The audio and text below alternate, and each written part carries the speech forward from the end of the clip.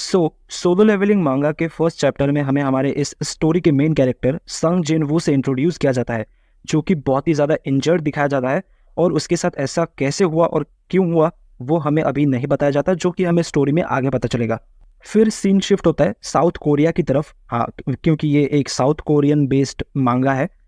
फिर हमें दिखाया जाता है हमारा मेन कैरेक्टर जिन वू, जो कि एक रेड के लिए जा रहा होता है। फिर सीन शिफ्ट होता है एक कंस्ट्रक्शन साइट की तरफ, जहाँ पर एक रेड गेट या फिर डंजन ओपन होकर रखा है। फिर हमें दो हंटर्स, किम एंड पार्क नाम के दो हंटर्स से इंट्रोड्यूस किया जाता है, जो कि आपस में हाई हेलो कर रहे होते हैं। और फिर किम पार्क से पूछता है कि तुमने तो हंटर बनना छोड़ दिया था ना, तुम तो रेड वगैरह पे नहीं जाते थे। फिर पार्क बोलता है कि मेरी वाइफ प्रेग्नेंट है, सो मुझे पैसों की ज़रूरत है, इसलिए मैं फिर से रेड ज्वाइन कर रहा हूँ एज ए हंटर। फिर पार्क बोलता है कि उसे रेड्स पे गए हुए बहुत ही ज़्यादा समय हो चुका है, जिस वजह से वो बहुत ही ज़्यादा नर्वस फील कर रहा है। और वैसे भी वो पहले से ही बहुत ज़्यादा स्किल्ड नहीं है, और अब इतना वक्त भी हो चुका है कि वो किसी रेड पे गया था, तो इसीलिए वो और भी ज़्यादा डर फील कर रहा है। फिर हमारा मेन कैरेक्टर जिनवो भी उसी रेड के साइट पर जा पहुंचता है, जहाँ पर किम और पार्क हैं। फिर किम को जिनवो दिखता है और किम जिनवो को हेलो बोलता है, यानी कि गुड मॉर्निंग वगैरह बोलता है। और साइट पर जो दूसरे हंटर्स भी थे वो भी जिनवो को देखकर उससे हाय हेलो बोलने लगते हैं। फिर पार्क किम से पूछता है कि ये बहुत ही ज़्यादा पावरफुल हंटर है, सभी इससे इतनी अच्छे से बात कर रहे हैं और हाय हेलो बोल रहे हैं। फिर किम पार्क से बोलता है कि नहीं, ये उसका बिल्कुल ही ऑपोजिट है, ये स्ट्रॉन्गेस्ट तो नहीं है, बट मैनकाइंड का सबसे वीकेस्ट हंटर कहलाता है। और ये सब बातें करते हुए जिनवो उन दोनों को सुन लेता है, और वो भी बोलता है कि हाँ, मुझे सब लोग मैनकाइंड का सबसे वीकेस्ट हंटर बुलाते हैं मेरे पीठ पीछे। फिर पार्क किम से बोलता है कि अगर ये इस रेड में है, दैट मीन्स ये रेड बहुत ही ज़्यादा आसान होने वाली है। फिर हमें जूही नाम की एक दूसरी हंटर से इंट्रोड्यूस किया जाता है, जो कि आते ही जिनवो पर चिल्ला रही है, जिनवो को डांट रही है। वो जिनवो पर इसलिए चिल्ला रही होती है क्योंकि जिनवो को फिर से चोट लगी है, और वो पूछती है कि तुमको फिर से चोट कैसे लग गई। और फिर जिनवो बोलता है कि मैं तो हॉस्पिटल में भी था। फिर वो पूछती है कि क्या तुम हॉस्पिटल में भी जा चुके हो। इन सब बातों से हमें ये तो पता चल जाता है कि जिनवो पाके में बहुत ही ज़्यादा वीक हंटर है।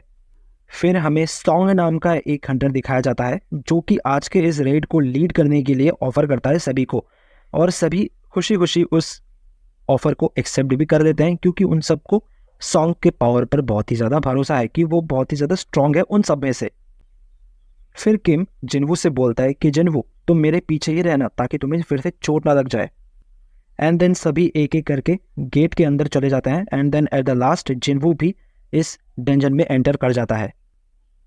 और हाँ, इस मांगा में हंटर्स के डिफरेंट क्लासेस भी, यानी कि रैंक भी हैं, जो कि है S rank, A rank, B rank, D rank and E rank. और डिफरेंट टाइप्स के गेट भी हैं, उनके भी रैंक होते हैं, जो कि हमें आगे पता चलेगा। फिर हमें डंजन के अंदर का सीन दिखाया जाता है, जहाँ पर हम देखते हैं कि जिनवो डंजन के अंदर जाते ही इंजर्ड हो चुका है, एंड देन जूही उसको हील कर रही होती है। एंड वो जिनवो से बोलती है कि अगर तुम ऐसे ही रेड्स में पार्टिसिपेट करते रहे, देन ज़्यादा समय नहीं लगेगा कि तुम डेड हो जाओगे, यानी कि मारे जाओगे। फिर जूही जिनवो से पूछती है कि जिनवो, क्या तुम्हारे पास कोई ऐसा रीज़न है जिसकी वजह से कि तुम इतने इंजर्ड होने के बाद भी रेड्स पे जाना नहीं छोड़ पा रहे हो। जिसके आंसर में जिनवो बोलता है कि रेड्स वगैरह पे जाना मेरा एक हॉबी है, मेरे पास वैसा कोई रीज़न नहीं है जिसकी वजह से मैं रेड्स पे जाता हूँ या फिर ऐसा कुछ। एंड देन जिनवो मन ही मन में सोचने लगा कि अगर वो जूही को अपने सर्कमस्टेंसेस, यानी कि जिस रीजंस की वजह से वो रेड्स पे जा रहा है इतनी ज़्यादा इंजर्ड होने के बाद भी, तो जूही उसको बस एक पथेटिक लूजर ही समझेगी, इसलिए उसने उसे कुछ बताया नहीं। फिर हमें सॉन्ग को दिखाया जाता है, जो कि बोल रहा होता है कि जब हम एक बीस्ट को डिफीट करते हैं, फिर हमें उनमें से एक एसेंस स्टोन निकलता है, और ये एसेंस स्टोन्स बहुत ही ज़्यादा कीमती भी होते हैं, जिससे कि मतलब आजकल के इकोनॉमी इफेक्ट होते हैं। फिर जिनवो को दिखाया जाता है, जो कि मन ही मन में सोच रहा होता है कि मैं इतना ज़्यादा इंजर्ड होने के बाद भी मुझे उस बदले में क्या मिलता है, सिर्फ एक ई रैंक एसेंस स्टोन, जिसकी कीमत भी बहुत ज़्यादा नहीं है, क्योंकि एसेंस स्टोन्स में भी डिफरेंट टाइप के रैंक्स होते हैं, जितना ज़्यादा रैंक हायर उतना ज़्यादा ही वो कीमती होता है। फिर पीछे से एक दूसरा हंटर बोलता है कि गाइस इधर आओ, यहाँ पर एक और एंट्रेंस है। फिर सभी लोग उस एंट्रेंस के सामने जाकर खड़े हो जाते हैं और बोलते हैं कि ये तो एक डबल डंजन है। और सॉन्ग इसको देखकर बोलता है कि क्या सच में डबल डंजन्स एग्जिस्ट भी करते हैं। और फिर सभी आपस में डिस्कस करने लगते हैं कि क्या हमें इस डबल डंजन के अंदर जाना चाहिए या फिर और पावरफुल हंटर्स को इन्फॉर्म करना चाहिए या फिर हंटर्स एसोसिएशन को इन्फॉर्म करना चाहिए ताकि वो लोग इस डबल डंजन को क्लियर कर सकें। क्योंकि एक और बात है, अगर ये लोग एक हफ्ते के अंदर अंदर इस डंजन को क्लियर नहीं करते हैं तो फिर एक डंजन ब्रेक हो जाएगा और डंजन के अंदर के सारे बीस्ट बाहर आ जाएंगे और बहुत ही ज़्यादा परेशानी हो जाएगी, तुम लोग तो समझ ही सकते हो। फिर सभी लोग आखिर में डिसाइड करते हैं कि चलो हम लोग ही इस डबल डंजन को क्लियर करते हैं, जिससे कि हमें थोड़ा सा और ज़्यादा एसेंस स्टोन्स मिल जाएंगे और हमें थोड़ा सा और ज़्यादा प्रॉफिट हो जाएगा। यानी कि समझ ही सकते हो, लालच के चक्कर में ये लोग डबल डंजन के अंदर जा रहे हैं। और फिर हमें दिखाया जाता है कि जिन्वू इन रेड्स पे ज़बरदस्ती क्यों जा रहा है इतना ज़्यादा इंजर्ड होने के बाद भी, क्योंकि उसकी मदर हॉस्पिटल में है और उनकी कंडीशन बहुत ही ज़्यादा ख़राब है, जिस वजह से वो इन रेड्स पे जा रहा है अपने लाइफ को रिस्क पे रख के। सभी हंटर्स पिछले 40 मिनट से चल रहे होते हैं लेकिन फिर भी उन्हें अभी तक कोई भी बीस्ट या फिर कोई भी मॉन्स्टर टाइप का चीज़ नहीं दिखा है और वो लोग डंजन के और ज़्यादा डीप में चले ही जा रहे होते हैं। फिर वो लोग चलते चलते बॉस के चैम्बर तक पहुंच जाते हैं जहां पर इस डंजन का बॉस रहता है। फिर हमें किम को दिखाया जाता है जो कि मन ही मन में सोच रहा होता है कि ये जगह बहुत ही ज़्यादा डेंजरस है। मुझे अंदर से ऐसा फील हो रहा है कि ये जगह बहुत ही ज़्यादा डेंजरस है और हमें यहाँ पर नहीं आना चाहिए था। बट फिर भी सॉन्ग जो कि इस रेड टीम को लीड कर रहा था वो गेट को ओपन कर देता है इस डंजन के एंड देन सभी अंदर चले जाते हैं। अंदर जाते ही डंजन में ब्लू कलर के फ्लेम्स जलने लगते हैं एंड डंजन के चारों तरफ हमें बहुत सारे स्टैचूज दिखाए जाते हैं जो जिनके हाथों में की वेपन्स हैं। और फिर हमें डंजन के सीधे सीधे एक स्टैचू दिखाया जाता है जो कि होता है इस डंजन का बॉस, लेकिन वो भी एक स्टैचू ही है, जिस वजह से ये हंटर्स सोच रहे होते हैं कि क्या यहाँ पर कोई बॉस है नहीं। फिर वहीं पर एक दूसरे स्टैचू के हाथों में एक इंस्क्रिप्शन है जहाँ पर कुछ इंस्ट्रक्शंस लिखे हुए हैं इस डंजन के, यानी कि इस डंजन के कुछ अलग रूल्स एग्जिस्ट करते हैं जो कि वहाँ पर लिखे हुए होते हैं।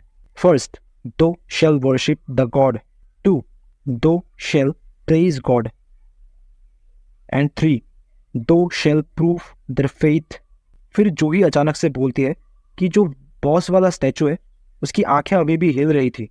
फिर अचानक से सीन शिफ्ट होता है और हमें दिखाया जाता है कि डंजन के डोर्स अपने आप ही बंद हो चुके हैं। फिर इस रेड टीम के हंटर्स में से एक हंटर गुस्सा हो जाता है और वो बोलता है कि मुझे यहाँ पर और नहीं रुकना, और वो डोर्स की तरफ आगे बढ़ने लगता है ये बोलते हुए कि मैं अभी यहाँ से बाहर जा रहा हूँ। वो जैसे ही डोर्स की तरफ पहुँचता है और डोर खोलने के लिए अपना हाथ बढ़ाता है, वैसे ही डोर के सामने 2 स्टैचूज जो थे उन्होंने उसका काम खत्म कर दिया, एकदम ही काम खलास। उसमें से एक स्टैचू ने उस हंटर का एकदम ही सर उड़ा दिया भाई, जिसको देख के कि सारे के सारे हंटर्स एकदम ही डर चुके होते हैं। फिर जिन्वो को याद आता है कि अगर ये स्टैचू हिल रहा है दैट मीन्स कि जब जूही ने बोला था कि वो बड़ा बॉस वाला स्टैचू भी अपनी आंखें हिला रहा था, तो क्या वो सच हो सकता है। जिसको सोचते सोचते जिन्वो उस बड़े वाले स्टैचू की तरफ देखता है और शॉक्ड हो जाता है क्योंकि वो स्टैचू बिल्कुल जिन्वो की तरफ ही देख रहा होता है। फिर सभी लोगों में अफरा तफरी मच जाती है, सभी लोग बहुत ही ज़्यादा डर जाते हैं। वो सभी लोग टेंशन में है कि ये स्टैचूज तो हिलते भी हैं। अब ये लोग सोच रहे हैं कि हम तो यहाँ पर फंस चुके हैं, अब हम क्या करें। फिर जिन्वो सोचता है कि ये तो बस एक डी रैंक का डंजन है, यहाँ पर इतने पावरफुल बीस्ट कैसे हो सकते हैं। फिर सभी लोगों को समझ में आता है कि अगर ये वाला स्टैचू हिल सकता है दैट मीन्स कि वो 12 वाला स्टैचू भी हिल सकता है, और अगर वो हिलना स्टार्ट हुआ यानी कि वो अगर चलना फिरना स्टार्ट किया तो काम खत्म है। तब वो 12 वाला स्टैचू अपनी आंखों से लेजर अटैक करने वाला ही होता है कि जिन्वो नोटिस कर देता है कि वो अभी अटैक करेगा, इसलिए वो सभी को अलर्ट कर देता है कि सभी झुक जाओ, अभी ये अटैक करने वाला है। और सभी जिन्वो की बात सुनते हुए नीचे झुक जाते हैं और बच जाते हैं, वरना सभी लोग अभी के अभी डस्ट बन जाते हैं। लेकिन फिर हमें दिखाया जाता है कि नहीं, सब लोग नहीं बच पाए। उनमें से एक हंटर सच में डस्ट बन चुका है, उसका सिर्फ एक हाथ बचा हुआ है भाई। और इधर दिखाया जाता है कि जूही की हालत बिल्कुल ही खराब हो चुकी है और वो ट्रॉमेटाइज्ड हो चुकी है और खुद में ही कुछ ना कुछ बरबरा रही है। फिर सॉन्ग चिल्लाते हुए बोलता है कि सभी लोग सुनो, जो लोग जहां पर हो वहीं पर खड़े रहो, बिल्कुल भी मत हिलना, और अगर तुम लोग बिल्कुल भी हिलते हो या फिर खड़े होते हो तो ये स्टैचू फिर से अटैक कर देगा। और सॉन्ग फिर जिन्वो को थैंक्स बोलता है कि उसने सही समय पर रिएक्ट किया, इसीलिए अभी वो लोग जिंदा हैं, वरना सभी लोग मारे जाते। और फिर हम देखते हैं कि सॉन्ग का भी एक हाथ कट चुका है, जहाँ पर वो लोग मेंशन करते हैं कि जूही एक बी रैंक की हंटर है, यानी कि बी रैंक की हीलर है, बट फिर भी वो इतनी ज़्यादा ट्रॉमेटाइज्ड है कि सॉन्ग के हाथ को वो हील नहीं कर पा रही है और वो खुद में ही कुछ ना कुछ बोल रही है और बहुत ही ज़्यादा डरी हुई है, जिसकी वजह से मिस्टर सॉन्ग के हाथों को अभी के लिए सिर्फ मरहम पट्टी करके रख दिया गया है ताकि ब्लीडिंग रुक सके और बाद में उसको हील किया जा सके। And then mister Song mention करते हैं कि ये कोई मामूली बॉस नहीं है, ये डी रैंक का तो बिल्कुल भी नहीं है, ये एक ए रैंक का बॉस है और may be even S rank का बॉस हो सकता है। एंड एस रैंक का बॉस यानी कि the highest level of difficulty of boss, इससे ज़्यादा ऊपर और कुछ हो ही नहीं सकता, इतना ज़्यादा डेंजरस बॉस है ये। फिर सभी लोग याद करने लगते हैं जो कि इंस्ट्रक्शंस यानी कि रूल्स जो लिखे हुए थे उसमें जो गॉड लिखा हुआ था उसका मतलब इसी बड़े वाले स्टैचू से था। फिर अगले चैप्टर में हमें गेट्स यानी कि डंजन्स के बारे में थोड़ी बहुत इन्फॉर्मेशन दी जाती है, जो कि एक टाइप के पोर्टल्स हैं जो कि इंसानों के यानी कि ह्यूमंस के वर्ल्ड को एक दूसरे डायमेंशन से कनेक्ट करते हैं।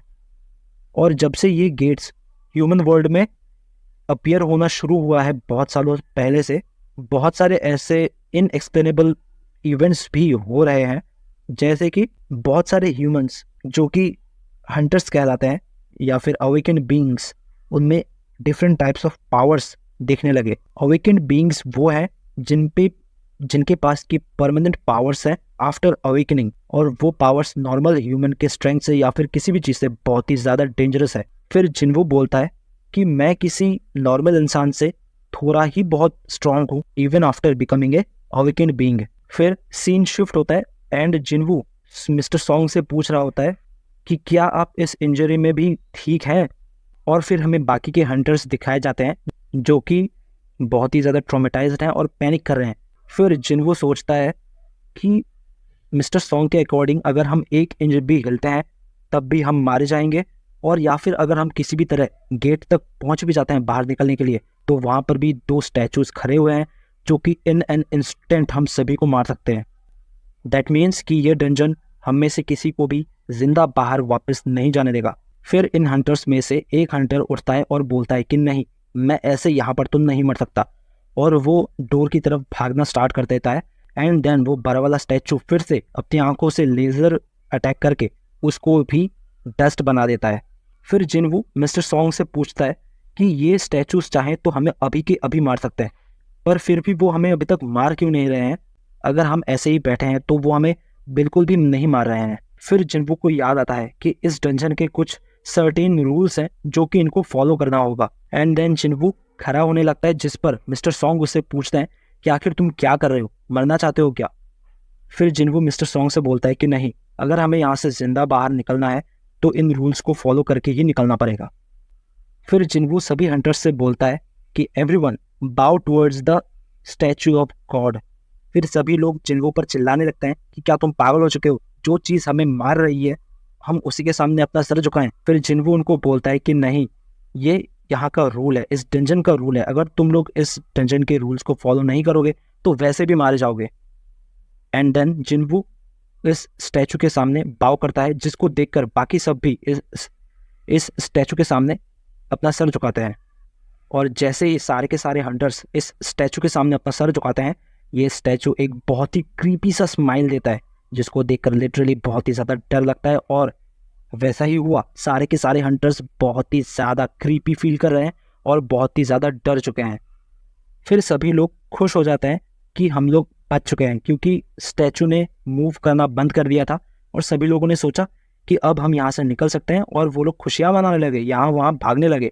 एंड देन तभी अचानक से वो स्टैचू खड़ा हो गया एंड वो भी अपने उस क्रीपी स्माइल के साथ चलने लगा। एंड देन चलते चलते ही अपने पैरों तले कुछ 2-4 हंटर्स को दबा दिया। एंड देन उनमें से एक हंटर निकल के आया जो कि बोलता है अगर हमें इस गॉड को वर्शिप करना है देन मुझे करने दो, I am an expert in this. बोल के वो गॉड को वर्शिप करने लगा, यानी कि इस स्टैचू को वर्शिप करने लगा। बट इससे कोई भी काम नहीं बन रहा, क्योंकि ये इस गॉड पे ये सारे वर्शिप काम नहीं करते। इस गॉड के लिए वर्शिप कुछ अलग ही है जो कि हमें अभी तक पता नहीं है। चलो आगे देखते हैं। एज ये सब वर्शिप इस स्टैचू यानी कि गॉड पे अप्लाई नहीं होते हैं, तो इस स्टैचू ने उस वर्शिप कर रहे हंटर को भी मार दिया पैरों तले दबाकर, जिसे देखकर सारे के सारे हंटर्स में फिर से टेंशन बढ़ जाती है। वो लोग फिर से पैनिक करने लगते हैं। अभी ये वर्शिप करने वाला हंटर भी मर चुका है। सभी के सभी हंटर सभी पैनिक कर रहे हैं। वो लोग वहां पर कैद है, बाहर नहीं निकल पा रहे हैं, जिसे देख के सभी लोग भागने लगे।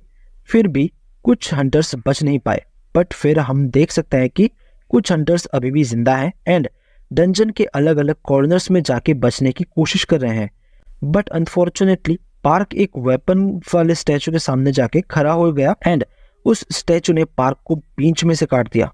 फिर जिनवू अपने मन में ही सोचने लगता है कि behind us is the devil and in front of us are the moving statues. फिर जिनवू नोटिस करता है कि कुछ स्टैचूज के हाथ में वेपन्स की जगह इंस्ट्रूमेंट्स हैं एंड जिनवू बाकी के हंटर्स को भी इंस्ट्रूमेंट्स वाले स्टैचूज की तरफ भागने के लिए कहता है। फिर हम ये देखते हैं कि जैसे एक हंटर एक स्टैचू के सामने जाके खड़ा होता है, यानी कि इंस्ट्रूमेंट वाले स्टैचू के सामने, तो वो स्टैचूज अटैक नहीं कर रहे थे, बल्कि उन स्टैचूज में से म्यूजिक बजने लगे। फिर जिनवू भी जूही के साथ एक स्टैचू के सामने जाके पहुंचता है, बट वो स्टैचू कोई भी म्यूजिक प्ले नहीं कर रहा था। फिर जिनवू को रियलाइज हुआ कि एक स्टैचू के सामने सिर्फ एक ही पर्सन रह सकता है, वरना ये स्टैचू म्यूजिक प्ले नहीं करता है। देन वो जूही को उस स्टैचू के सामने रख के दूसरे स्टैचू की तरफ भागने लगता है एंड तभी वो बड़ा वाला स्टैचू जिनवू पर अटैक कर देता है। बट जिनवू जैसे तैसे बच जाता है एंड तभी सारे के सारे स्टैचूज म्यूजिक प्ले करने स्टार्ट कर देते हैं एंड वो बड़ा वाला स्टैचू भी अटैक करना बंद कर देता है। उसके बाद जूही भाग के जिनवू के पास जाती है एंड हम देखते हैं कि जिनवू बच तो गया था, बट उसका एक पैर कट चुका था एंड साथ ही साथ जूही उसके पैर को हील करने लगती है। अभी वो जो सेकंड रूल था इस डंजन का, वर्शिप द गॉड, उसका लिंक इसी म्यूजिक के साथ है। ये म्यूजिक ही इस गॉड के लिए वर्शिप है। इसीलिए जब सारे स्टैचूज ने एक साथ म्यूजिक प्ले करा तो इस स्टैचू ने अटैक करना बंद कर दिया एंड फिर गॉड का ये स्टैचू अपने थ्रोन पे जाके बैठ गया एंड वो अपने हाथ से इशारा करता है एंड उस चैम्बर के बीच में एक ऑल्टर निकल के आता है। फिर जिनवू सबको बोलता है कि ये एक ऑल्टर है एंड सभी लोग जिनवू की तरफ देखने लगते हैं एंड जिनवू सबको समझाता है कि ये एक ऐसी चीज है जो कि पुराने टाइम की लेजेंड्स एंड स्टोरीज में मेंशन किया गया है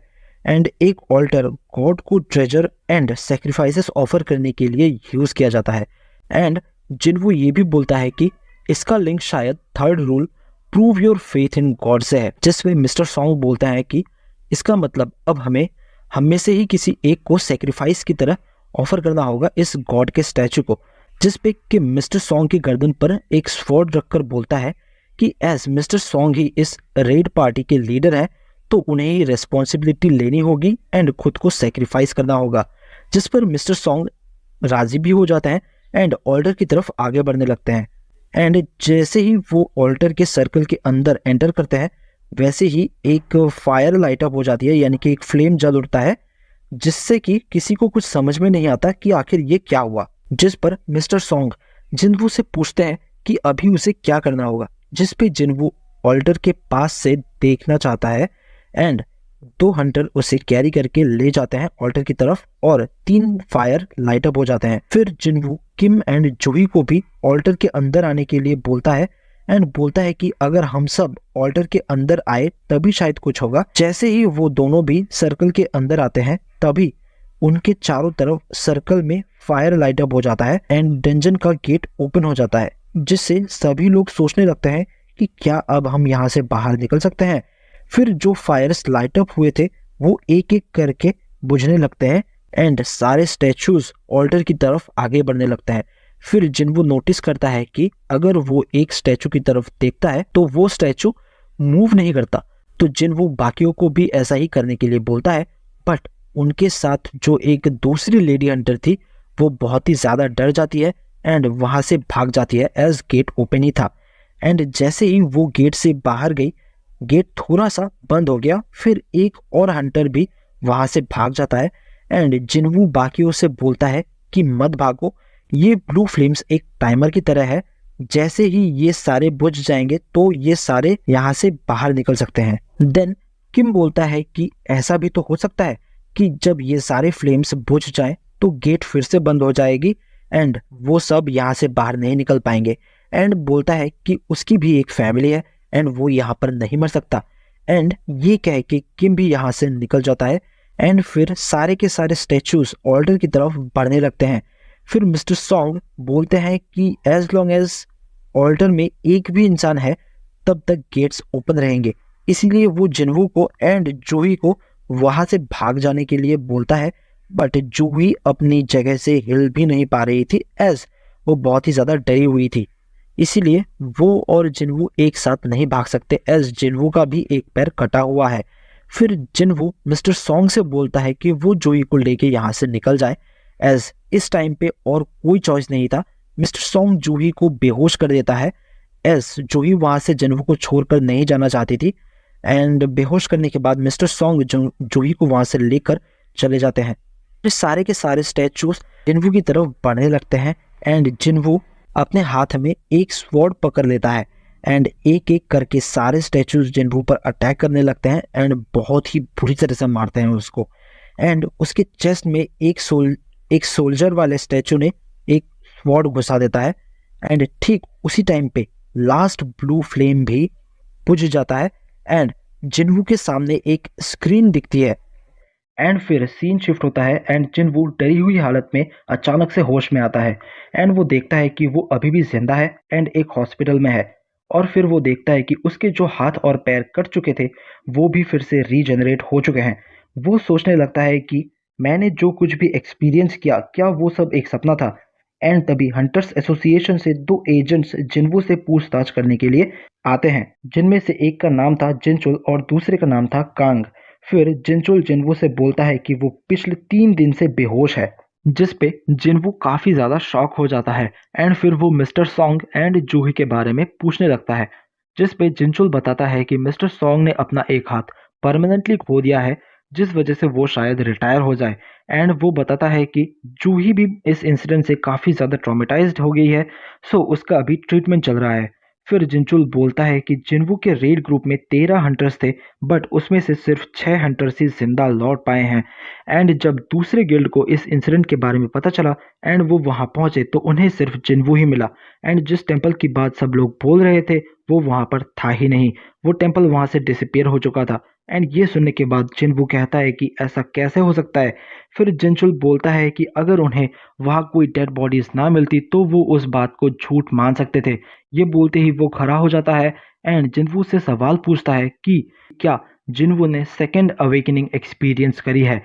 उसकी ये बात सुनकर जिन्वू को कुछ समझ में नहीं आता। जिन्वू सोचता है कि हंटर्स की एबिलिटी कभी भी उनके लाइफ में चेंज नहीं होती है, लेकिन फिर भी कुछ ऐसे हंटर्स होते हैं जो कि सेकेंड अवेकनिंग एक्सपीरियंस कर सकते हैं एंड इस तरह से वो ए रैंक और इवन एस रैंक के हंटर्स भी बन सकते हैं।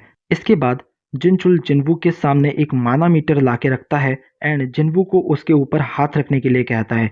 जिनचुल को लगता है कि जिन्वू की सेकेंड अवेकनिंग हुई है इसीलिए वो जिंदा बच पाया है, बट जिन्वू जैसे ही उस माना मीटर पर हाथ रखता है उसका स्कोर आता है 10। जिन्वू यहाँ खुश होके जिनचुल से पूछता है कि अगर उसकी सेकेंड अवेकनिंग हुई है तो अब उसकी रैंक क्या है। एस जिन्वू का स्कोर यहाँ बहुत ज़्यादा कम है इसलिए जिनचुल उसे कुछ नहीं बताता और उसे माफ़ी मांगकर वहाँ से चला जाता है। बाहर जाकर कांग जिनचुल से बताता है कि एक ई रैंक हंटर का भी स्कोर 70 रहता है, बट ये लड़का तो बस एक ऑर्डिनरी इंसान है। कमरे के अंदर बैठा हुआ जिन्वू ये सोच रहा होता है कि आखिर ये लोग यहाँ क्या करने के लिए आए थे, इन लोगों ने मुझे बस फालतू में ही एक्साइटेड कर दिया।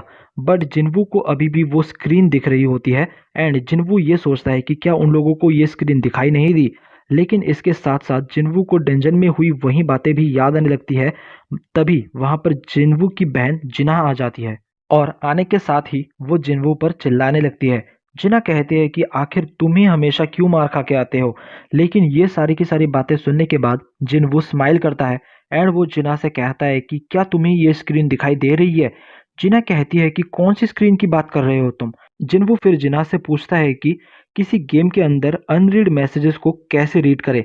जिना इस पर सोचती है कि उसका भाई ये कैसी बातें कर रहा है, लेकिन फिर भी जिना जिन्वू को बताती है कि अनरीड मैसेजेस को पढ़ने के लिए सिंपली मैसेज बॉक्स पर क्लिक करना होता है। इतना कहते ही वो वहाँ से चली जाती है एंड रूम के बाहर जिना की फ्रेंड सॉन्ग ही उसका वेट कर रही थी।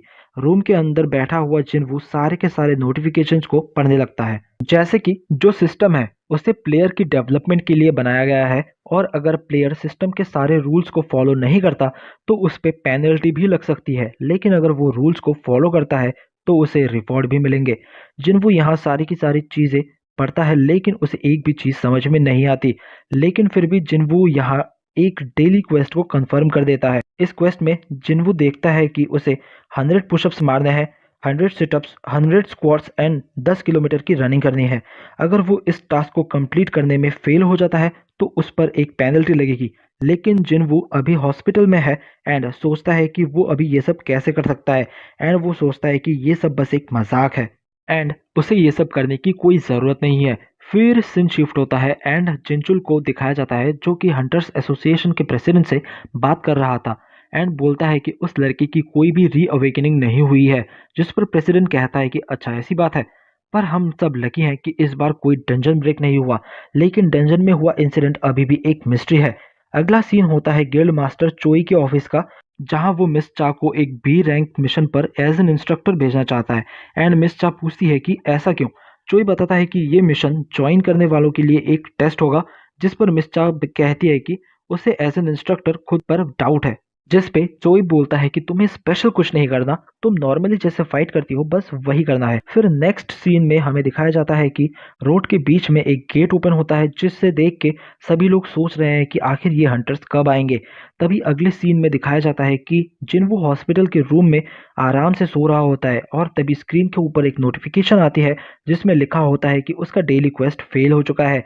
इसके बाद एक अर्थक्वेक आता है जिसकी वजह से जिनवू अपने बेड से गिर जाता है और जैसे ही वो गिरता है वो देखता है कि वो एक डेजर्ट में पहुंच चुका है और ये देखने के बाद वो बहुत ज्यादा चौंक जाता है। जिनवू को ये सारी चीजें एक सपना लग रही थी, लेकिन तभी उसके पीछे एक बहुत बड़ा मॉन्स्टर आ जाता है एंड ये मॉन्स्टर एक जाइंट डेजर्ट सेंटीपीड है, जिससे जिनवू को 4 घंटे तक सरवाइव करना होगा और यही चीज है जिनवू की पहली पेनल्टी। और ये देखते ही जिनवू की हालत खराब हो जाती है। फिर नेक्स्ट सीन में जब नर्सेस जिनवू को देखने के लिए आई है तब जिनवू अपने बेड के ऊपर नहीं होता है।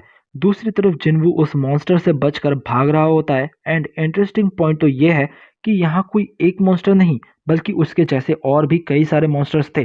जिसके बाद हम ये देखते हैं कि जिनवू 2 घंटे तक सरवाइव कर चुका होता है। दूसरी तरफ जो नर्सेस थी वो पूरे हॉस्पिटल में जिनवू को ढूंढ रही थी, लेकिन उनको जिनवू कहीं भी नहीं मिलता। जिसके बाद सीन फिर से शिफ्ट होता है जिनवू की तरफ, जहां जिनवू को सिर्फ और 10 सेकंड ही सरवाइव करना था, जिसके बाद उसका ये पेनल्टी खत्म हो जाएगा। जैसे ही एक मॉन्स्टर लास्ट सेकंड में जिनवू पर हमला करने ही वाला होता है तभी उसका टाइम पूरा हो जाता है एंड वो वापस अपने हॉस्पिटल रूम में टेलीपोर्ट हो जाता है। जिसके बाद स्क्रीन पे एक नोटिफिकेशन आता है कि सर्वाइवल क्वेस्ट पूरा हो चुका है एंड उसे यहाँ रिवॉर्ड एक्सेप्ट करने का भी ऑप्शन मिलता है। बट जिनवू इतना थक चुका था कि वो पहले ही बेहोश हो जाता है। फिर नेक्स्ट सीन होता है सुबह का, जहाँ वो अपनी बहन से बात कर रहा होता है। जिनवू जिना को अपना हालचाल दे रहा होता है और बात पूरी होने पर वो रूम से निकल जाता है। फिर नेक्स्ट सीन में जूही को दिखाया जाता है, जहाँ उसे एक रेड मिशन के लिए बुलाया जाता है, बट जूही माफी मांगते हुए मना कर देती है। बट कॉल पर बात कर रहा आदमी उसको बताता है कि जिनवू अब होश में आ चुका है, जिसे सुनकर जूही बहुत ही ज्यादा खुश हो जाती है और अगली सीन में जूही जिनवू से मिलने के लिए हॉस्पिटल पहुंच जाती है एंड जूही देखती है कि जिनवू नीचे ग्राउंड में रनिंग कर रहा है और जूही के बगल में 2 नर्सेस खड़ी होके बात कर रही थी कि जो हंटर्स होते हैं वो नॉर्मल लोगों के मुकाबले जल्दी हील हो जाते हैं, लेकिन फिर भी जिनवू यहाँ बहुत ज्यादा मेहनत कर रहा है। उन नर्सेस की बात सुन के जूही वहां से चली जाती है। अगले सीन में हम देखते हैं कि जिनवू के सारे टास्क पूरे हो चुके हैं एंड जिनवू को अब ये भी भरोसा हो चुका है कि उसे जो स्क्रीन दिखता है वो को उसकी कोई इमेजिनेशन नहीं बल्कि हकीकत है। जिनवू ये भी बताता है कि जब भी वो किसी टास्क को कंप्लीट करता है तो उसे 3 टाइप के रिवॉर्ड्स मिलते हैं। पहला रिवॉर्ड है फुल रिकवरी, जिससे उसकी पूरी थकावट दूर हो जाती है। दूसरा रिवॉर्ड है पॉइंट्स और वो इन पॉइंट्स का यूज करके उसकी कोई भी एबिलिटी को बढ़ा सकता है। जिनवू यहाँ बैठे बैठे यही सोच रहा होता है कि इन सब चीज़ों की वजह से उसकी ज़िंदगी पूरी तरह से चेंज हो चुकी है। जिनवू अपने आप से ही ये सारी चीज़ें बोल रहा होता है, इसलिए आसपास के लोग उसे पागल समझने लगते हैं। एंड जिन्वो बताता है कि उसका जो फाइनल रिवॉर्ड है वो है एक रैंडम लूट बॉक्स। जैसे ही वो एक लूट बॉक्स खोलता है उसे एक चाबी मिलती है और इस चाबी की हेल्प से वो किसी भी डंजन के अंदर जा सकता है। अगले सीन में एक न्यूज़ रिपोर्ट दिखाया जाता है जहां दिखाया जाता है कि अलग अलग जगहों पे बहुत सारे गेट्स ओपन हो रहे हैं। फिर नेक्स्ट सीन में जिन्वो अपने मॉम के सामने बैठा हुआ है एंड फिर हमें 4 साल पहले का एक फ्लैशबैक दिखाया जाता है जहां जिन्वू की मॉम अचानक से एक दिन बेहोश हो जाती है। फिर डॉक्टर जिन्वू को बताता है कि उसके मॉम को इटर्नल स्लीप डिजीज हो गई है और ये बीमारी तब से लोगों में देखी जा रही है जब से गेट्स ओपन होना शुरू हुआ है। ये बीमारी एक इंसान को तब हो सकती है जब उस इंसान के बॉडी के अंदर माना का एक्सपोजर बहुत ज़्यादा हो जाए। फिर जिन्वू अपने मॉम के इलाज और बहन की पढ़ाई के लिए पहले लेबर का काम करता है और फिर वो हंटर्स एसोसिएशन को भी ज्वाइन कर लेता है। जिन्वू को फिर वो टाइम भी याद आता है जब वो रेड्स में बहुत ही ज़्यादा यूजलेस होता है, इसीलिए अब वो अपने सारे के सारे पॉइंट्स को अपनी स्ट्रेंथ को बढ़ाने के लिए यूज़ कर रहा है। फिर हमें एक स्टेशन के सीन दिखाया जाता है जहाँ जिन्वू अपने टूल्स लेके डंजन के अंदर जाने के लिए रेडी है। जिन्वू यहाँ रिवॉर्ड में मिले हुए चाबी का यूज़ करके एक गेट ओपन करता है एंड उस गेट के अंदर चला जाता है। बट वो नोटिस करता है कि बाकी के लोग वहाँ से निकल पा रहे हैं बट सिर्फ वही वहां से निकल नहीं पा रहा था। फिर जिन्वो को एक नोटिफिकेशन आता है जहां लिखा हुआ था कि यहाँ से बाहर निकलने के लिए उसे या तो टेलीपोर्टेशन स्टोन का यूज करना होगा या तो उसे इस डंजन को क्लियर करना होगा। फिर जिन्वो डंजन में और अंदर चला जाता है एंड अंदर जाते ही उसका कॉन्फिडेंस लो होने लगता है। उसके सामने अचानक से ही 3 गॉब्लिन आ जाते हैं एंड जिन्वू पर अटैक कर देते हैं। बट जिन्वू उनके अटैक को आसानी से डॉज कर पा रहा था एंड वो एक गॉब्लिन को मार भी देता है। इसके बाद वो बचे हुए बाकी के 2 गॉब्लिन्स को भी मार देता है एंड अब जिन्वू को ये बात रियलाइज हो चुका है कि अब वो पहले से थोड़ा बहुत स्ट्रांग बन चुका है। लेकिन तभी जिन्वू के पीछे से एक वुल्फ मॉन्स्टर आ जाता है। वो मॉन्स्टर जिन्वू पे अटैक कर देता है एंड जिसकी वजह से जिन्वू का तलवार भी टूट जाता है। यहाँ ये वुल्फ मॉन्स्टर गॉब्लिन से ज़्यादा पावरफुल होता है एंड इसी वजह से जिन्वू मूव तक नहीं कर पा रहा था क्योंकि वो बहुत ही ज़्यादा डर चुका है इस वुल्फ मॉन्स्टर को देख के। एंड यहीं पे ये एपिसोड खत्म हो जाता है। सो एपिसोड 4 में हम देखते हैं कि जिन्वू एक डंजन के अंदर जाता है एंड वो जब तक इस डंजन को क्लियर नहीं करता तब तक वो वहां से बाहर नहीं निकल सकता है। जिसके बाद जिन्वू को डंजन में काफी सारे गॉब्लिन्स के साथ फाइट करना पड़ता है एंड जैसे ही वो डंजन में और अंदर जाता है उसके सामने एक रेड वुल्फ आ जाता है एंड जिन्वू पर लगातार अटैक करने लगता है एंड जिन्वू भी उसके अटैक्स को जैसे तैसे डॉज कर रहा था एंड तभी जिन्वू रियलाइज करता है कि उसकी बॉडी पहले से काफी ज्यादा लाइट हो गई है एंड उसकी मूवमेंट स्पीड भी पहले से काफी बढ़ गई है। बट इस टाइम पे अभी भी ये मॉन्स्टर जिन्वू से ज्यादा स्ट्रांग है। बट तभी जिन्वू को अपने हाथों में एक स्ट्रेंथ फील होती है एंड वो सोचता है कि क्या ये उसके स्टैट्स की वजह से है एंड तभी जिन्वू एक बहुत ही पावरफुल पंच करता है जिससे कि वो वुल्फ बहुत ही ज्यादा दूर जाके गिरता है। फिर जिन्वू खुद से ही कहता है कि मैं अभी अभी मौत के मुंह से निकल कर आया हूँ, मैं यहाँ इतनी आसानी से तो नहीं मरने वाला। एंड ये कह के जिन्वू और भी ज्यादा जोश के साथ उस मॉन्स्टर पर अटैक करने लगता है। फिर जिन्वू रियलाइज करता है कि सिर्फ फिजिकल स्ट्रेंथ से इस मॉन्स्टर को नहीं हराया जा सकता। भले ही वो पहले से ज्यादा स्ट्रांग बन चुका हो बट वो इस मॉन्स्टर को अकेले नहीं हरा सकता एंड वो मॉन्स्टर भी लगातार जिन्वू पर अटैक किए जा रहा था। तभी वो सोचता है कि अगर उसके पास बस एक वेपन होता तो वो इस मॉन्स्टर को आसानी से हरा पाता। एंड तभी जिन्वू को याद आता है कि उसके पास एक वेपन है एंड तभी वो अपना इन्वेंटरी खोलता है एंड उसमें मिस्टर किम का स्वॉर्ड था जिससे जिन्वू निकालता है एंड उस वुल्फ पर अटैक कर देता है एंड बस एक ही कट से वो रेड वुल्फ मर जाता है जिससे जिन्वू का लेवल अप भी हो जाता है एंड वो अपने इन्वेंटरी को देखकर रियलाइज करता है कि वो यहाँ कुछ भी स्टोर कर सकता है। जिन्वू अपने इन्वेंटरी चेक कर ही रहा था कि तभी वहां पर और 2 रेड वुल्फ आ जाते हैं। बट जिन्वू कहता है कि एज अब उसके पास एक वेपन है तो उसे डरने की कोई भी जरूरत नहीं है। फिर जिन्वू ने अपने स्वॉर्ड से एक मॉन्स्टर पर अटैक कर दिया बट उस मॉन्स्टर ने जिन्वू के स्वॉर्ड को अपने दांतों से ही ब्लॉक कर लिया। बट जिन्वू भी यहाँ हार नहीं मानता एंड उसने उस मॉन्स्टर को बीच में से ही काट दिया। इस मॉन्स्टर को मारने के बाद जिन्वू का फिर से एक बार लेवल अप होता है लेकिन अभी भी एक और मॉन्स्टर बचा हुआ था इसके बाद जिनवू नोटिस करता है कि डेली क्वेस्ट कंप्लीट करने पे उसे 3 पॉइंट्स मिलते हैं, बट एक मॉन्स्टर को मारने पर उसे 5 पॉइंट्स मिलते हैं। फिर हम देखते हैं कि जिनवू ने उन दोनों रेड वुल्स को ही मार दिया है। जिनवू को इन मॉन्स्टर्स को मारने पर इनके पास फैंग्स मिलते हैं। जिनवू के सिस्टम में एक स्टोर भी था जहां पे जिनवू मैजिकल आइटम्स खरीद या बेच सकता था। जिनवू यहाँ स्टोर से कुछ खरीदने का ट्राई करता है, लेकिन उसका लेवल काफी ज्यादा कम होने की वजह से वो कुछ खरीद नहीं पाता। फिर जिनवू उन फैंग्स को सेल करने के बारे में सोचता है, जिससे उसे 20 गोल्ड्स मिलने वाले थे। जिस पे जिनवू सोचता है कि रियल वर्ल्ड में 20 गोल्ड कैश में कितने होंगे।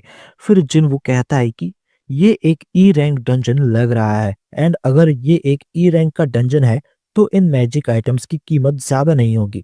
फिर जिनवू सोचता है कि अगर उसके पास एक टेलीपोर्टेशन स्टोन होता तो वो यहाँ से आसानी से निकल सकता था, एज वो जितना भी खाना लाया था वो सब खत्म हो चुका है। एंड भले ही ये एक ई रैंक का डंजन है, बट इस बात की कोई गारंटी नहीं है कि जिनवू इस डंजन के बॉस को अकेले हरा पाएगा। जिनवू ये सब सोच ही रहा होता है कि तभी वहां पे एक वुल्स का झुंड आ जाता है, बट जिनवू उनके लिए पूरी तरह से प्रिपेयर्ड था एंड वो अपनी स्वॉर्ड को लेकर आगे बढ़ जाता है। जिनवू नॉन स्टॉप उन मॉन्स्टर्स को स्लाइस करते जाता है एंड उसी के साथ साथ उसका लेवल अप भी होते जाता है। फिर जिनवू अपने मन में ही सोचने लगता है कि मैं यहाँ पर नहीं मर सकता, अगर मैं यहाँ मर गया तो मेरी फैमिली का क्या होगा। ये सब सोचते सोचते जिनवू उन सारे मॉन्स्टर्स को मारने लगता है एंड हम देखते हैं कि जिनवू सारे के सारे मॉन्स्टर्स को मार देता है। बट जैसे ही वो डेंजर में थोड़ा आगे बढ़ता है, उसके सामने फिर से एक रेड वुल्फ का झुंड आ जाता है। बट जिनवू उन मॉन्स्टर्स को भी स्ले करते करते आगे बढ़ते जाता है एंड ऐसा करते करते जिनवू को वुल्फ स्लेयर का एक नया टाइटल मिल जाता है। इन सभी मॉन्स्टर्स को मारने के बाद जिनवू को एक टेलीपोर्टेशन स्टोन मिलता है, जिससे जिनवू यहाँ से बाहर निकल सकता है। बट वो सोचता है कि अगर ये stone one time use only हुआ तो वो इसे दूसरी बार यूज नहीं कर पाएगा जब उसे इसकी और भी ज्यादा जरूरत होगी। इसीलिए वो डिसाइड करता है कि वो इस स्टोन को अभी यूज नहीं करेगा, एज उसे ऐसा मौका दोबारा नहीं मिलेगा। इसीलिए वो इस डंजन के बॉस को हराने का डिसाइड करता है एंड आगे बढ़ जाता है। डंजन में आगे जिनवू के ऊपर और भी कई सारे मॉन्स्टर्स अटैक करते हैं एंड वो एक एक करके सारे मॉन्स्टर्स को हराते हुए आगे बढ़ जाता है। एंड जिनवू ये भी नोटिस करता है कि मॉन्स्टर्स के नाम के कलर के हिसाब से मॉन्स्टर की स्ट्रेंथ कम या ज्यादा होती है। व्हाइट कलर का मतलब है वीक, ऑरेंज का मतलब है मीडियम एंड रेड कलर का मतलब है कि वो मॉन्स्टर सबसे स्ट्रांग है। इसके बाद जिनवू को नीचे जाने का एक सीढ़ी देखने को मिलता है।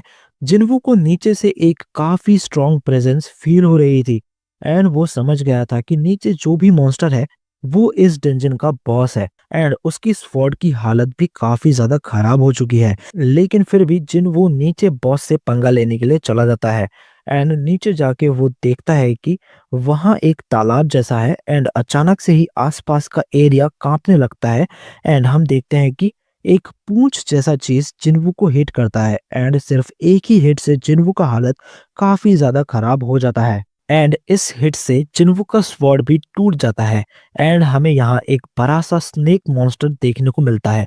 फिर जिन्वू नोटिस करता है कि इस मॉन्स्टर का नाम ऑरेंज कलर में है, इवन दो ये मॉन्स्टर इस डंजन का बॉस है। फिर जिन्वू बोलता है कि शायद ये मेरे लेवल अप करने की वजह से है, शायद अब मैं इस मॉन्स्टर को अकेले ही हरा सकता हूँ। एंड जिन्वू अपनी आधी टूटी हुई स्वॉर्ड लेकर ही इस मॉन्स्टर से लड़ने के लिए रेडी हो जाता है।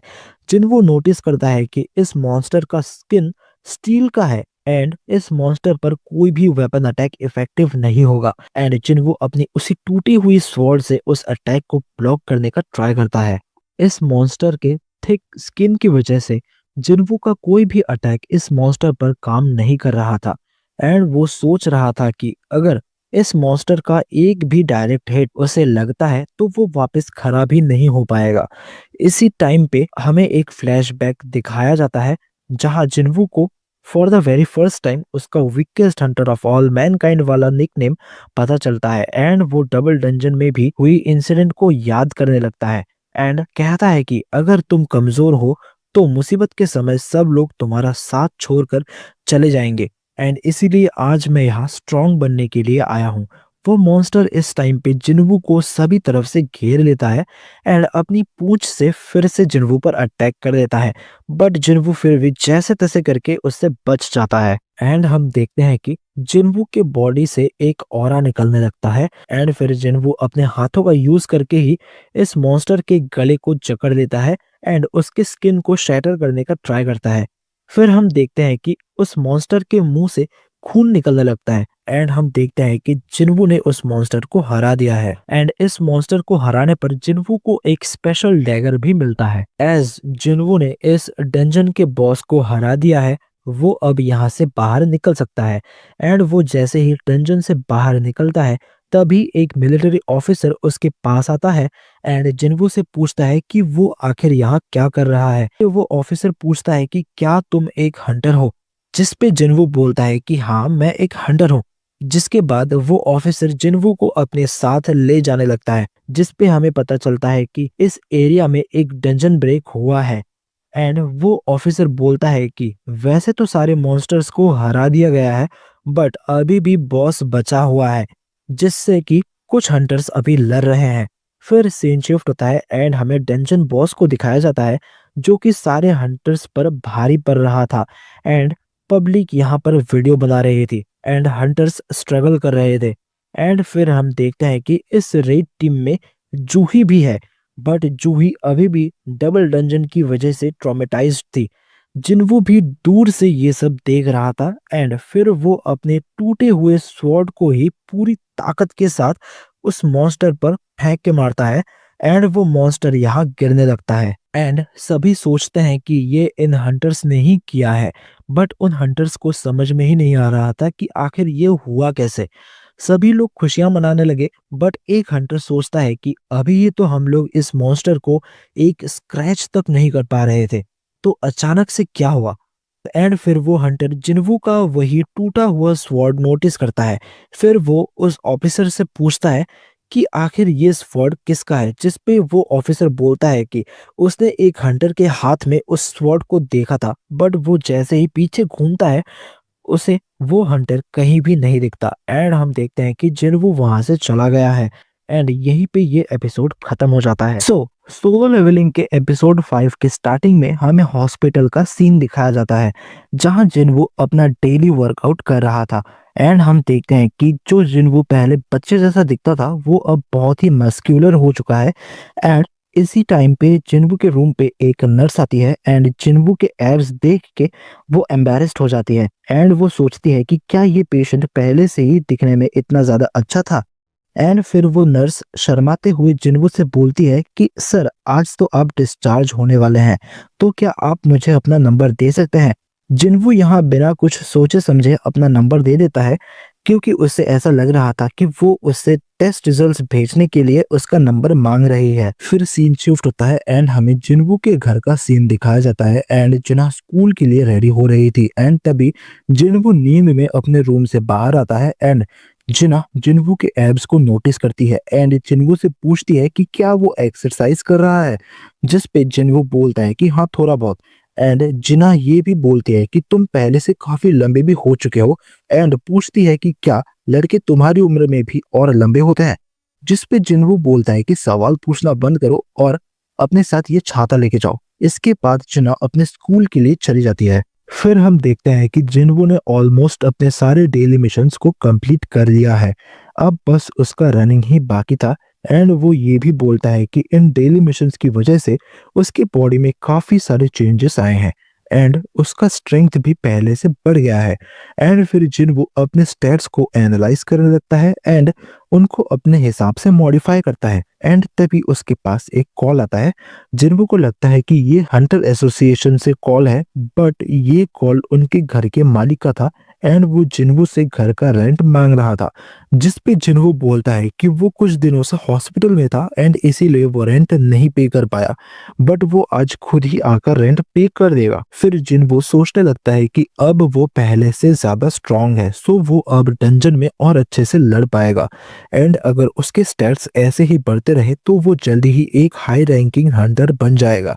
फिर जिन्वू अपने मोबाइल में एक डंजन ढूंढने लगता है जिसमें कि वो एंटर कर सकता है एंड उसे जल्दी ही एक गेट मिल भी जाता है। फिर अगले सीन में हम देखते हैं कि जिनवू डंजन साइट पे पहुंच चुका है एंड वहां पे पहले से ही हंटर्स का एक ग्रुप था एंड पार्टी का लीडर हुआंग डोंग सुक उसे ग्रीट करता है एंड पार्टी के दूसरे मेंबर्स यहाँ जिनवू का मजाक बना रहे थे एज उन्हें भी जिनवू का वीकेस्ट हंटर ऑफ मैनकाइंड वाला निकनेम पता है एंड वो ये सोच रहे हैं कि जिनवू अभी भी बस एक वीकेस्ट ई रैंक हंटर है एंड फिर डोंग सुक एक अच्छा आदमी बनते हुए उन्हें चुप होने को कहता है एंड कहता है कि वो सिर्फ आज यहाँ पे हमें सपोर्ट देने के लिए आया है एंड इसके बाद डोंग सुक जिनवू को सारे रूल्स समझाता है एंड उसे एक एग्रीमेंट देता है जिसके हिसाब से जिनवू को कोई भी एसेंस स्टोन नहीं मिलेगा बट यहाँ आने के लिए जिनवू को 2 मिलियन मिलने वाला था। जिनवू को ये अच्छा डील लगता है जिस वजह से वो इस एग्रीमेंट को एक्सेप्ट कर लेता है एंड फिर जिनवू अपने सेंसरी एबिलिटी से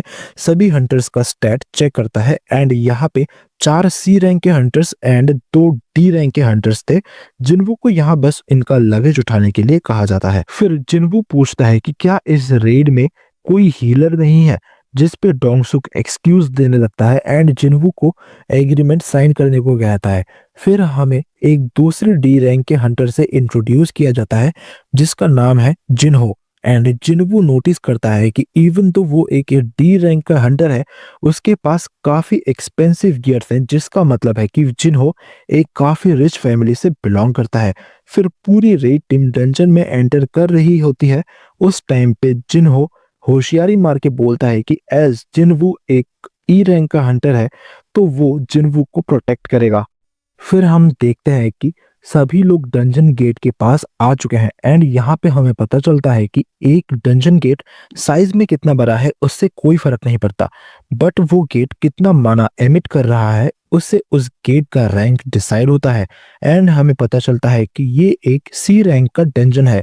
फिर सभी लोग डंजन में एंटर कर जाते हैं एंड डंजन के अंदर काफी अंधेरा था तो उनमें से एक हंटर ने अपने मैजिक से डंजन में उजाला कर दिया एंड फिर उन्हें आगे जाने के लिए 2 रास्ते देखने को मिलते हैं बट यहाँ पे कोई भी मॉन्स्टर नहीं था तो उनको थोड़ा अजीब लगता है बट जिनवू को यहाँ एक आवाज सुनाई देती है एंड फिर जिनवू रियलाइज करता है कि इस डंजन में इंसेक्ट टाइप बीस्ट्स हैं एंड फिर वो सभी पार्टी मेंबर्स को इस बारे में वार्न करता है। जिनवू की ये बात सुन के सभी लोग बैटल के लिए रेडी हो जाते हैं। फिर जिनवू सभी लोगों को बोलता है कि ये मॉन्स्टर्स ऊपर से आ रहे हैं। तभी हमें देखने को मिलता है कि ऊपर से एंट टाइप के मॉन्स्टर्स अटैक कर देते हैं। सभी लोग यहाँ बैटल के लिए रेडी हो जाते हैं। कोई यहाँ पे टैंक था तो कोई स्वॉर्ड्समैन या फिर मेज, वो लोग इन मॉन्स्टर्स से बैटल करने लगते हैं एंड सभी हंटर्स ने मिलके इन सभी मॉन्स्टर्स को आसानी से हरा दिया। लेकिन जिनवू को अभी भी ये थोड़ा सा अजीब लग रहा था क्योंकि उनके पास कोई भी हीलर नहीं था। जिनवू ये सब सोच ही रहा था कि तभी एक मॉन्स्टर पीछे से जिनवू पर अटैक कर देता है बट वो बड़ी ही आसानी से उस मॉन्स्टर को एक ही किक में उड़ा देता है। कुछ टाइम बाद इन हंटर्स ने सारे मॉन्स्टर्स को हरा दिया होता है एंड वो लोग एसेंस स्टोन कलेक्ट करने लगते हैं। फिर डोंग सुक जिनवू से बोलता है कि जिनवू तुमने तो कमाल ही कर दिया, वैसे तुमको पता कैसे चला कि वो मॉन्स्टर्स ऊपर से आने वाले हैं? जिस पे जिनवू कहता है कि ये तो मेरा इंस्टिंक्ट था। जिस पे डोंग सुक कहता है कि तुम्हारा सेंस तो काफी अच्छा है बट मैं उम्मीद करता हूँ कि तुम कुछ उल्टा सीधा सेंस ना कर दो। फिर एक दूसरा हंटर डोंग सुक को बुलाने लगता है एंड कहता है कि यहाँ के ज्यादातर मॉन्स्टर्स पहले से ही घायल थे, यानी कि इनको किसी और बीस्ट ने मारा है। सभी को यहाँ डाउट होने लगता है कि इस डंजन में एक काफी स्ट्रॉन्ग मॉन्स्टर है जो कि दूसरे मॉन्स्टर्स को खा के जिंदा रहता है। जिस पे डोंग सुक काफी ज्यादा खुश हो जाता है एंड कहता है कि शायद वो मॉन्स्टर इस डंजन का बॉस होगा एंड वो बोलता है कि आज तो पैसों की बारिश होने वाली है। जिनवू भी दूर से इन हंटर्स से कुछ अलग सा ऑरा सेंस करता है। फिर जिनवू जिन्हो से कहता है कि हमें आगे से थोड़ा ध्यान रखना होगा। फिर वो सभी डंजन में आगे बढ़ जाते हैं बॉस को ढूंढने के लिए। फिर जिनवू के सामने सडनली एक नोटिफिकेशन आता है कि बी अवेयर ऑफ लिजर्ड्स। जिनवू को समझ में नहीं आता कि उसे सिस्टम से ऐसा नोटिफिकेशन क्यों मिला बट फिर उसे लगता है कि शायद ये नोटिफिकेशन इन हंटर्स के रिगार्डिंग है, क्योंकि जिन्वू भी कुछ टाइम से इनके बिहेवियर में चेंजेस नोटिस कर रहा था। सभी लोग काफी टाइम से बॉस का चैम्बर ढूंढ रहे थे, बट उन्हें अभी तक एक भी मॉन्स्टर नहीं दिखा था। बट तभी डोंगसुक को कुछ नजर आता है एंड वो एक मेज से रोशनी करने को कहता है, जिसके बाद हम देखते हैं कि इस डंजन के सारे मॉन्स्टर्स स्पाइडर वेब में कैद हैं एंड शायद मर भी चुके हैं। एंड ये सीन देख के सभी लोगों की हालत खराब हो जाती है एंड सबको समझ में आ जाता है कि इसके आगे बॉस का चैम्बर है एंड इसीलिए सभी बैटल के लिए रेडी हो जाते हैं। बट तभी वो लोग नोटिस करते हैं कि यहाँ पे काफी सारे माना क्रिस्टल्स हैं, जिसे देख के सभी लोग खुश हो जाते हैं एंड वो लोग प्रेडिक्ट करते हैं कि शायद यहाँ पे 100 बिलियन के क्रिस्टल्स हैं। जिस पे पार्टी का एक मेंबर डोंगसुक को कहता है कि डोंगसुक, तुम्हारा भाई तो इतने सारे माना क्रिस्टल्स देख के जलेगा। एंड डोंगसुक भी मन में सोच रहा था कि डोंगसु, क्या तुम अभी ये देख सकते हो, हमेशा ही तुम सही नहीं होते। एक हायर रैंक मिलने के बाद तुमने ये देश छोड़ दिया एंड तुम्हें क्या लगता है कि मैं कमजोर हूँ, लेकिन मैं तुम्हें बहुत जल्दी गलत साबित कर दूंगा। सभी लोग इन स्टोन्स को देख के बहुत ज्यादा खुश थे एंड उसी टाइम पे जिन्हो जिन्वू से उसका कॉन्ट्रैक्ट मांगता है एंड जिन्हो को जिन्वू के कॉन्ट्रैक्ट में कुछ गड़बड़ लगता है। एंड फिर जिन्हो डोंगसुक से जिन्वू के कॉन्ट्रैक्ट के बारे में पूछता है, क्योंकि वहां इन क्रिस्टल से मिलने वाले पैसों के बारे में कुछ भी नहीं लिखा था। बट हमारे बीच में तो पैसे बांटने की बात हुई थी। तभी डोंगसुक हंसते हुए कहता है कि चिंता मत करो, हम सभी में ये पैसे डिस्ट्रीब्यूट होंगे, मेरे ऊपर भरोसा रखो। लेकिन उससे पहले हमें इस बॉस का कुछ करना होगा। हम लोगों को देखने को मिलता है कि जो ये बॉस है, ये एक काफी बड़ा स्पाइडर मॉन्स्टर है, लेकिन ये अभी सोया हुआ है। फिर डोंगसुक कहता है कि हमें सबसे पहले इन क्रिस्टल्स को कलेक्ट करना होगा एंड उसके बाद हमें इस बॉस को हराना होगा, नहीं तो ये गेट बंद हो जाएगा एंड हम इन क्रिस्टल्स को कलेक्ट नहीं कर पाएंगे। फिर डोंगसुक अपने पार्टी मेंबर्स को माइनिंग के हथियार लाने को कहता है, बट तभी एक हंटर बोलता है कि मुझे माफ कर देना, मैं तो माइनिंग की चीजें बाहर ही भूल गया। फिर डोंगसुक जिन्वू एंड जिन्हो से कहता है कि हम लोग जाके माइनिंग का सामान लेके आते हैं, तब तक क्या तुम दोनों यहाँ नजर रख सकते हो। ये सुन के जिन्हो काफी ज्यादा शॉक हो जाता है, जिस पे डोंगसुक कहता है कि चिंता मत करो, ये स्पाइडर अभी सोया हुआ है, तो जब तक तुम इसे छेड़ोगे नहीं तब तक ये कुछ नहीं करेगा। इसके बाद वो सभी यहाँ से जाने लगते हैं, बट जिन्वू अब तक इनके इरादे समझ चुका था। फिर जाते टाइम डोंगसुक अपने मेज से बॉस चैम्बर का एंट्रेंस बंद करने को कहता है एंड वो मेज अपने स्पेल का यूज करके रास्ते को ब्लॉक कर देता है। ये देख के जिन्हो काफी ज्यादा घबरा जाता है, बट जिन्वू को ऑलरेडी पता था कि ये लोग कुछ ऐसा ही करने वाले हैं। फिर जिन्हो जिन्वू से पूछता है कि अब हम लोग क्या करें, कुछ क्रिस्टल्स के लिए वो लोग हमें मारना चाहते हैं। फिर हम देखते हैं कि उस मेज के धमाके की आवाज से बॉस जाग चुका है, जिसे देख के जिन्हो अपनी स्वॉर्ड एंड शील्ड लेके जिन्वू के सामने खड़ा हो जाता है एंड कहता है कि जिन्वू को वो इस मॉन्स्टर से प्रोटेक्ट करेगा। एंड तभी ये मॉन्स्टर इन दोनों पर अटैक कर देता है एंड यहीं पे ये एपिसोड खत्म हो जाता है। सोलो लेवलिंग के एपिसोड 6 के स्टार्टिंग में हम देखते हैं कि डंजन बॉस ने जिन्वू एंड जिन्हो पर अटैक कर दिया है एंड जिन्हो यहाँ जिन्वू को रोकने की कोशिश करता है एंड कहता है कि जिन्वू, तुम इस मॉन्स्टर को नहीं हरा सकते। एक सी रैंक के बॉस को हराने के लिए कम से कम एक बी रैंक का हंटर होना चाहिए। बट जिन्वू कहता है कि मेरी चिंता मत करो एंड तुम अपने आप को सेफ रखो और यहाँ से बाहर निकलने का कोई प्लान बनाओ। फिर जिन्वू अपने मन में सोचने लगता है कि ये मॉन्स्टर मुझसे ज्यादा स्ट्रांग है, बट मैं भी अब स्ट्रांग बन चुका हूँ। शायद इस मॉन्स्टर को हराने में थोड़ा मुश्किल हो, बट मुझे और स्ट्रांग बनने के लिए इस मॉन्स्टर को तो हराना ही होगा। इसी टाइम पे ये मॉन्स्टर जिन्वू पर अटैक कर देता है, बट जिन्वू इससे बड़ी ही आसानी से डॉज कर देता है। ये देखने के बाद जिन्हो काफी ज्यादा शॉक हो जाता है। फिर जिन्वू अपने स्पीड का यूज करके उस मॉन्स्टर पर अटैक करने की कोशिश करता है एंड वो उस मॉन्स्टर के लेग पर डैमेज भी डील करता है। एंड ये सब देखने के बाद जिन्हो सोचता है कि ये कैसे हो सकता है, वो तो बस एक ई रैंक का हंटर है। एंड दूसरी तरफ वो मॉन्स्टर जिन्वू पर अटैक किए जा रहा था, बट जिन्वू भी बड़ी ही आसानी से उन अटैक्स को डॉज कर रहा था। जिनवू भी इस मॉन्स्टर पर अटैक करता है, बट उसके डैगर से इस मॉन्स्टर को कुछ भी नहीं होता।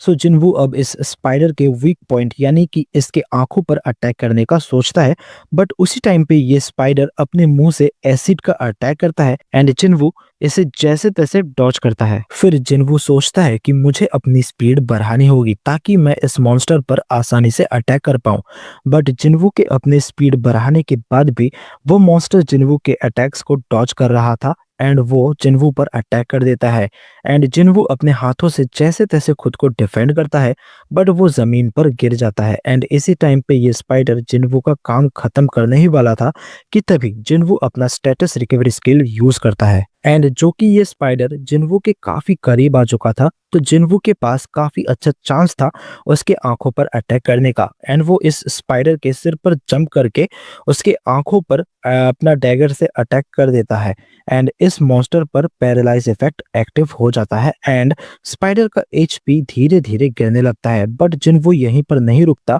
एंड वो कंटिन्यूअसली उस पर अटैक करते रहता है एंड फाइनली इस डंजन बॉस को वो डिफीट कर देता है। एंड दूसरी तरफ जिनवू को इस डंजन बॉस को हराते हुए देखकर जिन्हो काफी ज्यादा डरा हुआ है एंड बॉस को मारने के बाद जिनवू उसका एसेंस स्टोन कलेक्ट करने लगता है एंड इसी टाइम पे जिन्हो जिनवू के पास आता है एंड कहता है कि मुझे माफ कर देना सर, आपके सामान को मैं उठा लेता हूँ एंड ये रहा आपके लिए पानी एंड बोलता है कि सर आपके लिए यहाँ पे मैं माना क्रिस्टल्स माइन करता हूँ एंड तब तक आप थोड़ा आराम कर लीजिए। अचानक से जिन्हो के बिहेवियर में चेंज देख के जिन्वू काफी ज्यादा सरप्राइज हो जाता है एंड तभी जब जिन्वू बैठ के आराम कर ही रहा था तभी अचानक से बॉस लेयर का गेट ब्लास्ट होता है एंड हम देखते हैं कि वही हंटर का ग्रुप फिर से वापस आ चुका था।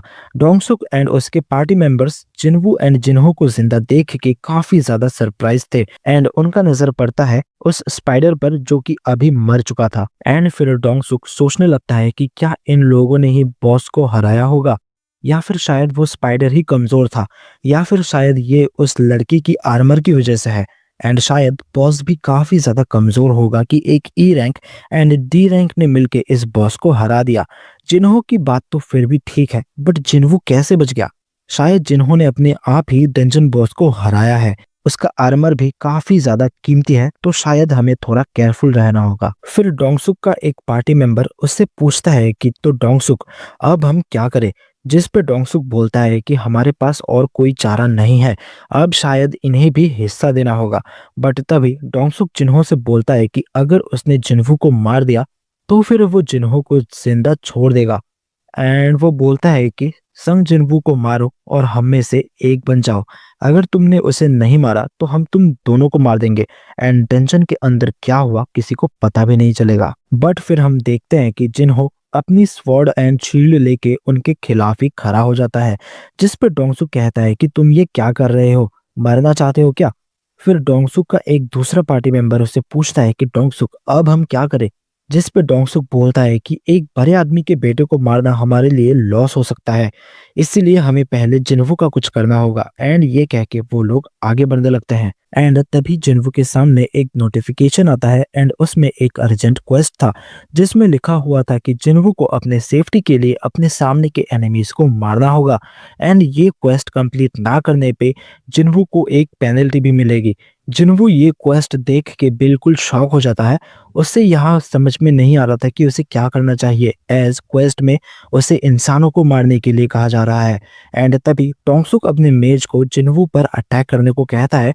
वो मेज भी अपने एबिलिटी का यूज करके जिन्वू पर अटैक कर देता है एंड हमें एक बहुत ही बड़ा ब्लास्ट देखने को मिलता है एंड जिन्वू के साथ क्या हुआ जिन्हो को कुछ भी समझ में नहीं आ रहा था एंड फिर डोंगसुक जिन्हो से बोलता है कि उसकी चिंता मत करो एंड हमारे साथ आ जाओ एंड दूसरी तरफ हम देखते हैं कि जिन्वू की हालत भी काफी ज्यादा खराब थी एंड वो अपने मन ही मन में सोच रहा था कि मैं भी कैसे भूल सकता हूँ कि जब तक मैं वीक हूँ सब लोग मुझे बस मारने की ही कोशिश करेंगे एंड ये सब सोचते सोचते ही जिन्वू फिर से खड़ा हो जाता है एंड उसे देखने के बाद सभी लोग काफी ज्यादा शॉक हो जाते हैं एंड फिर एक हंटर उस मेज से बोलता है कि तुम्हें उसे एक ही शॉट में मार देना चाहिए था, ये बहुत ही शर्म की बात है कि वो अभी भी जिंदा है।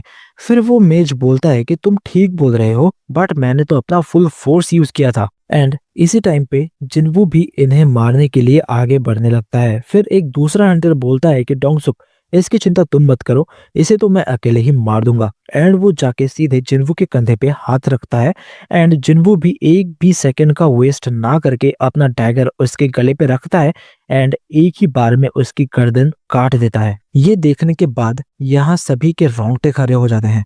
ये देखने के बाद डोंगसुक अपने मन में सोचता है कि ये अचानक से क्या हुआ एंड उसके पास वो डैगर कहाँ से आया एंड आखिर एक कमजोर ई रैंक का हंटर एक डी रैंक के हंटर को कैसे मार सकता है।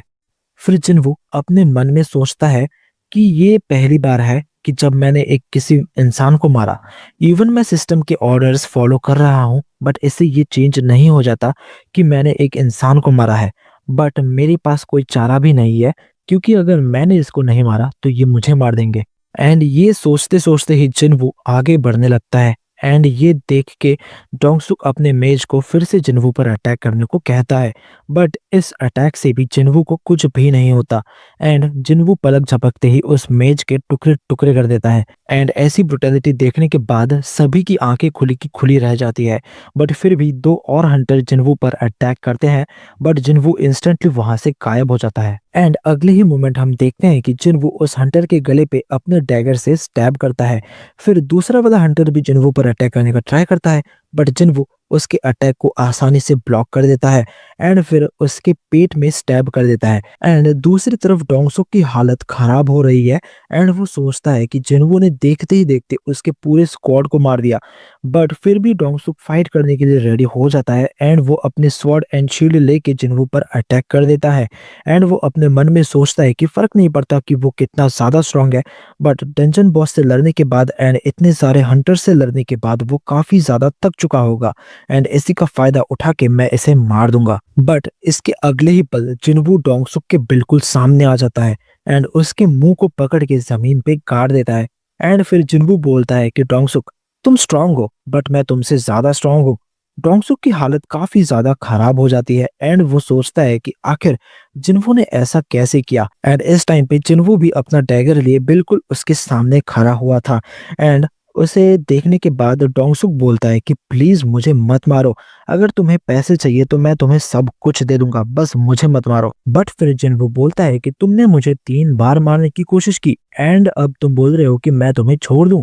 जिसपे डोंगसुक बोलता है कि तुम्हें क्या लगता है कि तुम ये सब करके बच जाओगे। जिसपे जिन्वू बोलता है कि तुम्हें तो कहा था कि डंजन में जो भी होता है वो कभी भी डंजन के बाहर नहीं जाता। ये सुनने के बाद डोंगसुक बोलता है कि तुम मेरे छोटे भाई को नहीं जानते। बट ये कहने के बाद ही जिन्वू उसका सर ही उड़ा देता है एंड जिन्वू का इमरजेंसी क्वेस्ट अब पूरा हो चुका था। एंड दूसरी तरफ जिन्हो ये सब देख के काफी ज्यादा डरा हुआ था एंड फिर जिन्वू जिन्हो से बोलता है कि एस डंजन का बॉस डिफीट हो चुका है, सो अब जल्दी ही ये डंजन बंद हो जाएगा, तो अब हमें यहाँ से निकलना होगा। फिर सीन शिफ्ट होता है एंड जिन्वू एंड जिन्हो डंजन से बाहर आ चुके थे एंड उनके सामने हंटर एसोसिएशन की एक एजेंट थी जो कि ये जान के शॉक थी कि सिर्फ एक D rank and E rank का हंटर ही जिंदा बचे हैं एंड बाकी सभी हाई रैंक के हंटर्स मर चुके हैं। बट फिर वो जिन्हो के इक्विपमेंट्स को देखती है एंड वो सोचती है कि शायद उसी ने ही डंजन बॉस को डिफीट किया होगा। एंड फिर सीन शिफ्ट होता है एंड हमें यूएसए में डोंगसुक के भाई डोंगसू को दिखाया जाता है एंड यहीं पे ये एपिसोड खत्म हो जाता है। सो आखिर डोंगसुक का भाई यूएसए में क्या कर रहा है एंड वो आगे क्या करेगा वो हमें आगे के एपिसोड्स में पता चलेंगे। सो अगर तुम लोगों को ये वाला एपिसोड पसंद आया हो, ये वाला वीडियो पसंद आया हो, तो प्लीज वीडियो को लाइक कर देना एंड चैनल को सब्सक्राइब करना भी बिल्कुल भी मत भूलना। तो चलो मिलते हैं किसी नए वीडियो में।